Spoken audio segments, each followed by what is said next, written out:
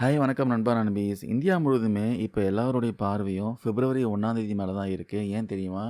நிதியமைச்சர் நிர்மலா சீதாராமன் அவர்கள் 2026, 27ஆம் நிதியாண்டுக்கான பட்ஜெட்டை தாக்கல் செய்ய போறாங்க. குறிப்பா வயதான காலத்துல ஓய்வூதியத்தை மட்டுமே நம்பி இருக்கிற லட்சக்கணக்கான இபிஎஸ் 95 ஓய்வூதியதாரர்களுக்கு இந்த பட்ஜெட்ல ஒரு ஜாக்பாட் காத்திருக்கா. ரூ. 1000 என்ற பென்ஷன் பார்த்தீங்கன்னா 10,000 மாறப்போதா? வாங்க இந்த வீடியோவில் முழுசாக பார்க்கலாம். பிஎஃப் கணக்கு வச்சிருக்க மாத சம்பளம் வாங்குற ஒருத்தருக்கும் பார்த்தீங்கன்னா ஒரு முக்கியமான விஷயம். ஒரு நிறுவனத்தில் நீங்கள் வேலை பார்க்குறப்போ உங்கள் சம்பளத்தில் இருந்து பிடிக்கிற அந்த பிஎஃப் தொகையும் நிறுவனம் போடுற பங்களிப்பு பிஎஃப் கணக்கில் தான் சேரும். இதில் முக்கியமாக கவனிக்க வேண்டிய விஷயம் என்னென்னா, நீங்கள் செலுத்துகிற தொகையில் ஒரு கணிசமான பகுதியை பார்த்தீங்கன்னா இபிஎஸ் எம்ப்ளாயி பென்ஷன் ஸ்கீம் 1995 எனப்படும் ஓய்வூதிய திட்டத்துக்கு போகும். யாரெல்லாம் குறைஞ்சபட்சம் 10 வருஷம் சர்வீஸ் முடிச்சிருக்காங்களோ அவங்க இந்த திட்டத்தின் கீழே மாதாந்திர பென்ஷன் வாங்க தகுதியானவங்க.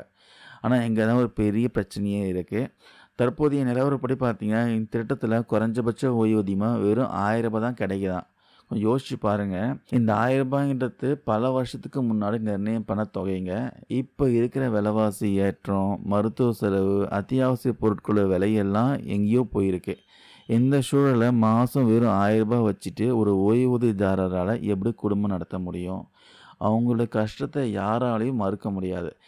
இதுதான் பார்த்தீங்கன்னா இப்போ ஓய்வூதியதாரர்கள் எழுப்புற மிக முக்கியமான கேள்வியாக இருக்குது.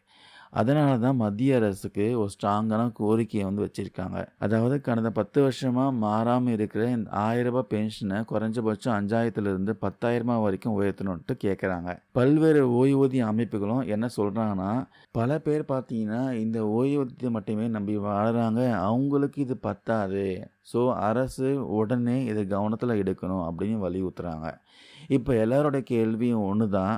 வரப்போகிற பட்ஜெட்டில் நிதியமைச்சர் இதுக்கான அறிவிப்பை வெளியிடுவாரா அப்படின்னு கேட்டிங்கன்னா, கிடைச்ச தகவல் படி இந்த குறைஞ்சபட்சம் ஓய்வூதியத்தை 5000 அல்லது 10,000 உயர்த்த வாய்ப்பு இருக்கிறதா அரசு வட்டாரங்கள் தெரிவிக்கிறாங்க. ஆனால் இதில் அரசுக்கு ஒரு சிக்கலும் இருக்குது. திடீர்னு தொகையை உயர்த்தினா அரசுக்கு இது மிகப்பெரிய கூடுதல் செலவை ஏற்படுத்தும்.